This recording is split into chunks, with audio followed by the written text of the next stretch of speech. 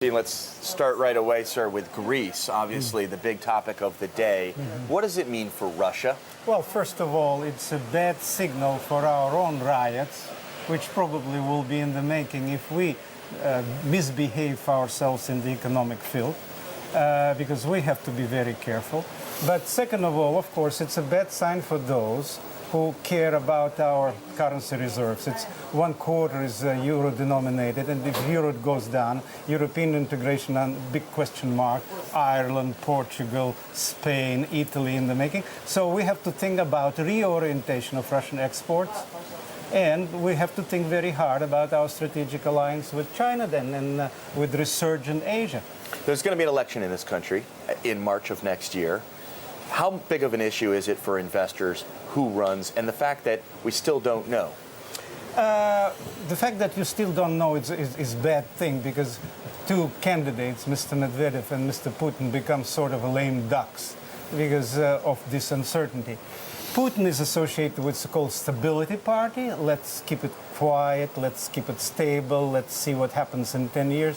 Medvedev associated with the Progress Party. Let's do something today, let's create the atmosphere of change, let's do something with this so-called modernization. So it's very important. I think the better signal would be modernization. Foreign investors would be more cozy with that. What if Prime Minister Putin decides he's going to run again, he's going to be Then he's the top going leader? to win the election because he's a very popular guy. What's it mean for the investment case?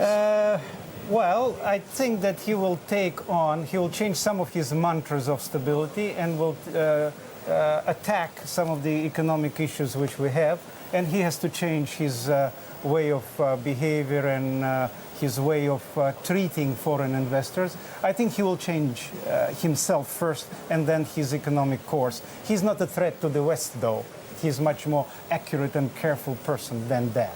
Russia's got a sizable privatization program now, but it could be so much bigger. There are so many state-controlled companies. That's When's Stability it going to Party. happen? That's Stability Party for you who say, take it easy, don't go out of your way because we're okay with our 4% growth of GDP, which I don't think is quite true, because then we cannot double up our GDP, which was promised to our people. Yeah. We have to do some bold steps forward in privatization.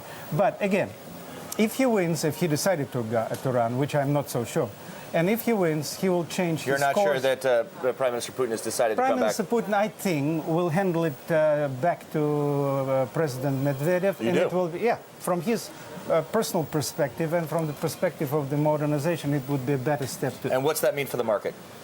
It will be a lot of reassurance to the foreign investors and to local guys like SMEs and stuff like that, because they want a change of the face. And can he really bring it? We only have about 20 seconds. But, I hear all this about battling corruption in the absence of real political competition in Russia. Because let's face it, the two guys we're discussing, they're part of a tandem at the top, right? Sure. There's nobody else in the Sure. ring. Can you really fight corruption if corruption is in the government and the government has nobody to fight with? No one's saying, hey, you're corrupt. They started it. The Medvedev changed 300 generals. That's why I'm telling you that at least for the starters, it's good. But without sizable and opposition, no way. All right, Igor Yurgens, we're going to thank you very much. That was economic advisor to the Russian president.